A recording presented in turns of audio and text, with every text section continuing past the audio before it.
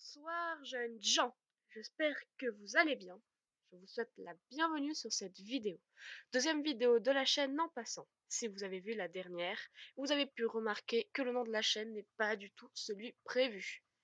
Je m'excuse aussi du temps que j'ai mis à sortir cette vidéo, cette deuxième vidéo. Beaucoup trop de mots vidéo. J'ai dû attendre de recevoir mon adaptateur de micro pour que vous puissiez vous délecter d'un son plus agréable que la dernière vidéo, même si le son n'est pas ouf, et je vais vraiment mettre un petit compteur de vidéo en bas de l'écran. Alors, vous avez sûrement vu le titre, mais je vais vous parler des 3 animés et mangas qui m'ont le plus marqué, sachant que j'en ai lu et vu beaucoup, et que je suis extrêmement fan de toute la culture japonaise, voire même asiatique. J'espère que vous découvrirez de nouveaux animés dans cette vidéo. N'oubliez pas qu'il s'agit de mes avis personnels et que vous êtes libre de penser comme vous le souhaitez. Je ne dis pas la vérité vraie.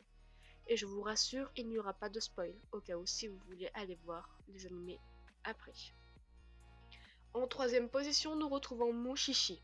Sorti initialement en manga en 1999, puis adapté en animé en 2005, il raconte l'aventure de Ginko, un Mushishi, un chasseur de Mushi, des êtres primitifs plus élémentaires que toutes les autres formes de vie sur Terre.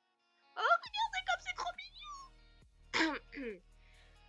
Ginko, qui a pour capacité de voir les Mushi et de malheureusement les attirer, pouvant ainsi lui créer des problèmes. On le suivra tout au long de son aventure qui se résumera à aider les gens qui ont des problèmes avec les Mushi, des cas de possession, de maladie ou des dons extraordinaires qui apparaissent subitement. Cet animé m'a beaucoup marqué parce qu'il montre un aspect différent du monde. Chaque petit détail que l'on pense anodin dans notre réalité peut être expliqué dans l'animé par une action ou une caractéristique des Mushi. Une autre façon de voir les choses, une animation simple qui fait bien son travail, et une ambiance calme et relaxante, et des cas plus étranges et intéressants les uns que les autres, qui nous font parfois réfléchir aux relations humaines. Si vous voyez un arc-en-ciel dont les couleurs sont inversées, cela peut être un Mushi. En seconde position, nous retrouvons Angel of Death, oui bon l'accent anglais, hein. Satsuriku no Tenshi en japonais est à la base un jeu de Sanada Makoto, un scénariste, dessinateur et auteur japonais sorti sur PC. Il est ensuite adapté en animé en 2018. L'histoire nous plonge dans la vie de Rachel Garner, une jeune fille de 13 ans qui se réveille sans aucun souvenir, dans un lieu totalement inconnu duquel elle tentera de s'échapper. En essayant de trouver une sortie, elle tombera sur Zack, un mystérieux tueur en série, armé d'une faux et dont le corps est totalement recouvert de bandages. C'est pas pour dire, mais il a la classe. À la suite de cette rencontre, la jeune Rachel demandera à Zack de la tuer, mais ce dernier accepte à une seule condition, qu'elle l'aide à s'enfuir. Un animé assez sombre, mais qui à la fois fait chaud au cœur. J'ai particulièrement aimé le développement des personnages tout au long de l'histoire. On s'attache très vite à eux, l'anime possède un bon style graphique, mais ce qui a vraiment retenu mon attention, c'est l'envie de savoir la vérité qui se cache tout au long de l'anime. Pourquoi et dans quel but Rachel s'est retrouvée ici? En plus de ça, nous suivons le changement de personnalité des personnages en fonction de leurs actions vécues, ce qui nous fait les apprécier encore plus. En troisième position, nous retrouvons Blue Diver. Alors attention, ça paraît simple, mais allez voir l'animé. J'ai eu du mal à comprendre certaines choses en le regardant. Blue Diver ou Space Time Prisoner, oui l'accent anglais, est un animé issu d'une collaboration chinoise-japonaise sorti initialement en 2016. Après qu'un étrange cas d'insomnie frappe la population, la forçant à rester éveillée, un médicament est élaboré. Cependant, des effets secondaires ont transformé les consommateurs en vampires.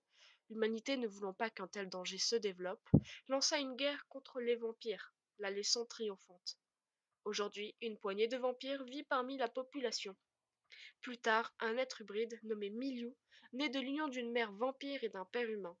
Une lueur d'espoir censée unir les deux espèces. Après avoir cambriolé une banque avec ses complices, ils sont arrêtés et enfermés dans un lieu vraiment étrange. Milou doit se battre pour résoudre les différents mystères qui entourent ce lieu. Alors oui, le scénario est très bizarre pour avoir vu l'animé. Je suis pas fan des vampires, mais j'avoue que cet animé a retenu mon attention. Il est très sanglant et il dégage une ambiance vraiment étrange. J'ai eu du mal à suivre à certains moments. Je crois même que j'ai toujours pas compris ce qui se passe à la fin, parce que c'est assez inexplicable. Je ne sais pas comment définir cet animé sans dire qu'il n'est pas spécial et étrange. Il retourne la tête. Il faudrait que je le regarde de nouveau, sûrement pour mieux le comprendre. J'avoue que c'est pas trop détaillé, mais après je risque de vous spoiler. Je le rappelle, il s'agit de mon avis. Libre à vous d'aller forger le vôtre en allant voir ces différents animés si vous ne les connaissiez pas encore. N'oubliez pas aussi de me donner votre avis en commentaire. J'espère vous avoir fait découvrir de nouvelles séries. Il s'agit d'animés qui m'ont marqué par le scénario, les dessins ou ce que soulève l'histoire. Je ne dis pas qu'ils sont excellents, mais ils se laissent regarder. Bon, merci d'avoir regardé cette vidéo. N'oubliez pas le petit like, le commentaire pour me donner votre avis et n'oubliez pas de vous abonner à la chaîne. Je n'ai rien d'autre à dire. Merci à tous et à la prochaine pour une nouvelle vidéo qui sortira je ne sais pas quand. J'ai toujours pas d'outro. Proposez-moi une outro en commentaire ceux qui auront eu le courage de regarder la vidéo en entière. Pour l'instant, à la prochaine jeunes gens.